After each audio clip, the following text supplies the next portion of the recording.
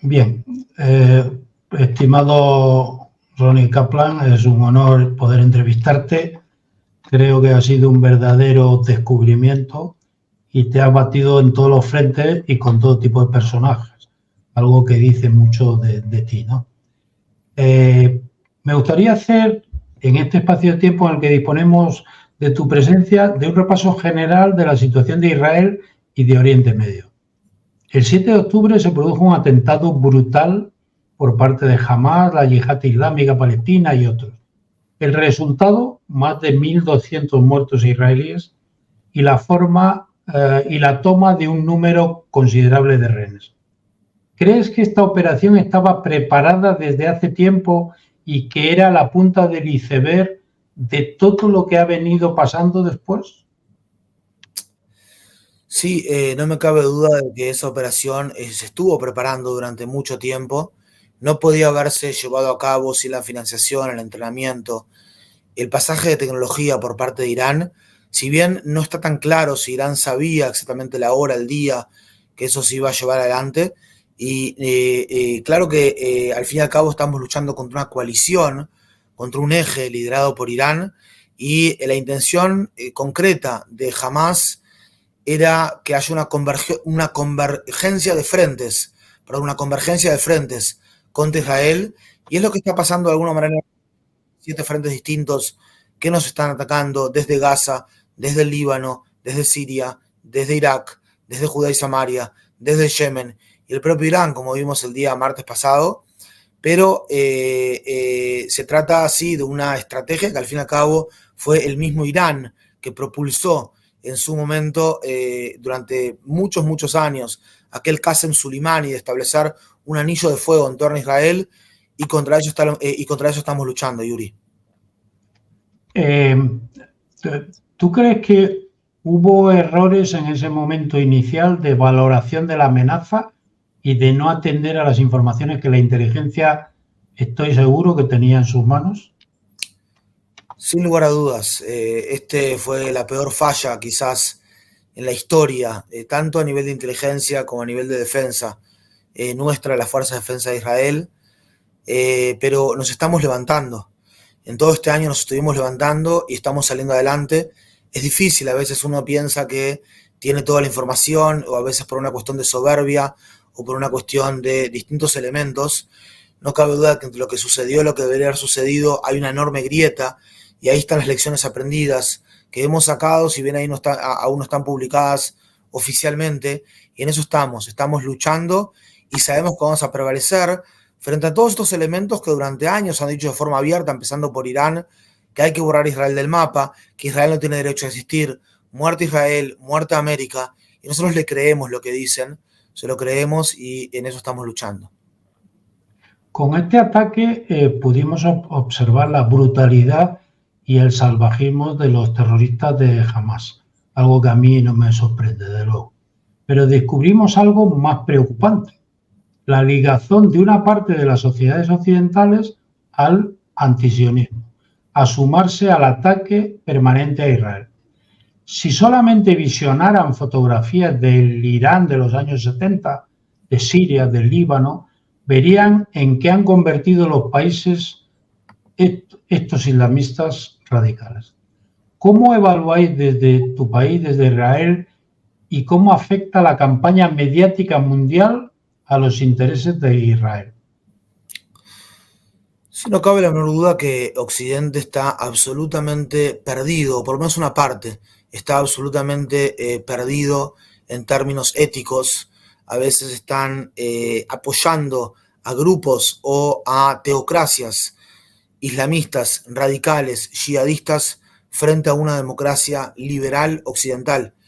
Nosotros estamos sumamente claros, y junto con otra parte de Occidente que está muy clara, que estamos luchando al fin y al cabo por nuestros valores, por la libertad de expresión, de asociación, de prensa, de culto, de religión, que al fin y al cabo Israel es trinchera de todas estas libertades, mientras que los progresismos o pseudo progresismos occidentales se han transformado en antiliberales con el tiempo. A mí en lo personal me intentan de censurar de forma constante, es decir, un proyecto que tenía como objetivo tener una sociedad más abierta, donde la verdad absoluta no ejerza su tiranía sobre las sociedades, decían los posmodernos al principio de este proyecto en general, y se ha terminado en una censura brutal, tan grande como aquellas que quería de alguna manera este proyecto al principio erradicar esa censura, ¿verdad? Es una verdadera contradicción la que estamos ingresando, pero en eso estamos, o sea, en eso estamos, lamentablemente, Occidente, parte de Occidente, está dando razón a aquellos que dividen el mundo en blanco y negro, entre fieles e infieles. Y claro, cuando vos dividís el mundo en blanco y negro, vos siempre vas a ser el fiel, ¿verdad? Y el otro va a ser el infiel. De esa manera ve el mundo Hamas, de esa manera ve el mundo Hezbollah, de esa manera ve el mundo los Houthis, de esa manera ve el mundo Irán, y es tremendo, porque nosotros aquí, de este lugar, vemos el mundo a colores, ¿verdad? Tenemos que dignificar al otro en su diferencia, tenemos que respetar la autoridad del otro, no así el pseudo progresismo de Occidente y cada vez más en España, que además, en una parte de sí mismo, hay un recalcitrante antisemitismo que estamos viendo de forma constante. Sí, en esta campaña mediática participan muchas figuras mundiales que dan renombre a estos terroristas, a estos grupos, y que sin duda, si vivieran bajo su bota, estarían encarcelados o colgados de un puente. Entonces, a veces parece mentira que figuras como Bardem, como políticos españoles de determinada índole, como Echenique, creo que el otro día tuviste un enfrentamiento ahí, estén defendiendo un mundo en el que ellos no vivirían ni 5 minutos. O sea, ¿a qué se debe esta locura? Sí, efectivamente, este señor, por ejemplo, el otro día decía que Israel asesinó a gente LGBT en la Franja de Gaza, cuando no hay tal cosa. Y es mucho más duro que eso, ¿no? ¿Dónde estuvieron los movimientos feministas españoles? ¿Qué bandera levantaron los movimientos feministas españoles cuando docenas de mujeres judías israelíes fueron violadas el día 7 de octubre? Aquí hay un intento de deslegitimización, demonización y dobles estándares contra Israel que, en mi humilde opinión, se trata de la base de este antisemitismo que en estas épocas ya no se expresa más como un odio racista hacia el judío, sino como un intento de aislar al Estado democrático y judío de Israel e impedir su derecho a la autodefensa, lo que terminaría destruyéndolo en un hábitat cultural como este del Medio Oriente. Las preguntas para todos estos antisemitas son: ¿por qué, si ustedes dicen que Israel hace lo que está haciendo, la población de Gaza se multiplicó por más de 5 veces desde el año 1948? ¿Y por qué las fuerzas de defensa de Israel enviaron más de 43 millones de avisos desde el día 7 del 10 a la población palestina en la Franja de Gaza para que evacúe antes de alcanzar posiciones? ¿Y por qué, mientras que Hamas utiliza su población como escudos humanos y fue quien agredió, quien secuestró y sigue secuestrando y quien ataca de forma indiscriminada a civiles, y Israel defiende a su población e intenta maximizar el daño a estos terroristas y minimizar el daño a civiles? ¿Y por qué en las guerras de Israel mueren menos civiles por cada terrorista que en cualquier otra guerra del mundo, en este tipo de guerras urbanas tan complejas?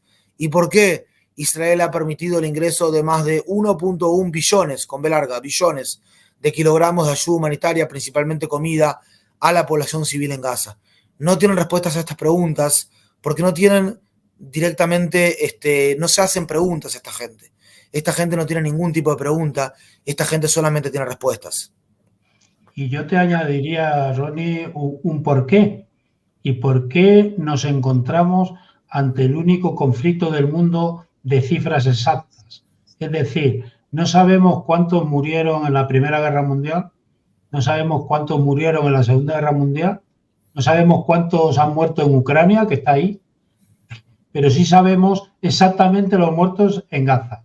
Y además podemos dividirlos en cifras exactas de mujeres, niños, ancianos, es decir, un indicativo de que parece que esas cifras son fruto de la manipulación. Pero bueno.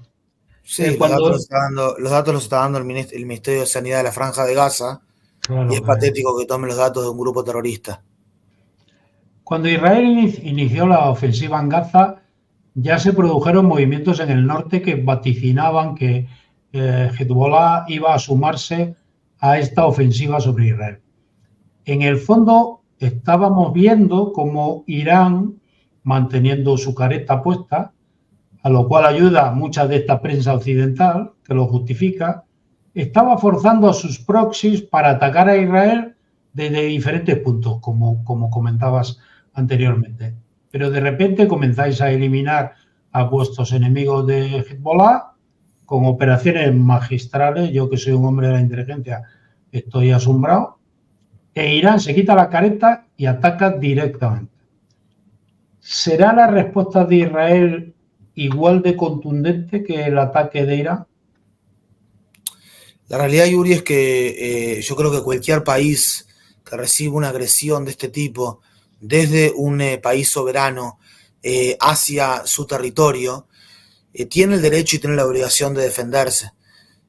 Nosotros vamos a tener una respuesta severa cuyo sitio, momento y forma está siendo dilucidada estos días, y lamentablemente no puedo darla a conocer de forma pública. Bueno, me parece lo normal, pero por supuesto que tenéis todo el derecho a defenderos de ese brutal ataque. Y después, Ronnie, vendrán otra vez los lloros y los lamentos. Israel ha obrado con excesiva dureza y volveremos a ver esta campaña mediática. Pero bueno, yo no creo, Ronnie, que esto sea un problema de orden local. Creo que es un error tremendo interpretarlo o analizarlo así. Esto forma parte de una lucha entre dos bloques, el de China y sus aliados y el de Estados Unidos y sus aliados, por cambiar el orden mundial. Ucrania fue el primer frente e Israel es el segundo. Desde este punto de vista, debemos interpretar que en territorio ucraniano o en territorio de Israel se está jugando nuestro futuro. ¿Qué papel crees que juega Rusia en este escenario? Sí, Uri, mira, la realidad es que vestido aquí de uniforme como un portavoz oficial, preferiría no ingresar en consideraciones de otros países, pero claro, no cabe duda de que hay mucha verdad en todo lo que tú estás diciendo. La realidad es que nosotros tenemos acá tres objetivos concretos: desmantelar a Hamás en la Franja de Gaza desde el punto de vista militar, desde el punto de vista gubernamental, devolver a 101 rehenes a sus hogares que están cautivos de forma brutal en lo oscuro de los túneles en el fondo de en la Franja de Gaza, y también generar las condiciones para que prácticamente 60.000 evacuados regresen a sus hogares, que han estado evacuados ya prácticamente un año, desde que el 8 de octubre, momento en el cual Israel estaba desangrando. Hezbollah se une a Hamás en esta guerra y comienza a atacar a población civil con más de 10.000 cohetes lanzados en este último año. Bien. Te voy a hacer dos preguntas últimas porque creo que tienes otras cosas y te liberamos. Entonces te preguntaría directamente, Ronnie, ¿crees que se puede producir una escalada que incendie totalmente Oriente Medio? Y si este conflicto se prolonga, ¿cómo puede afectarle el resultado de las elecciones en Estados Unidos?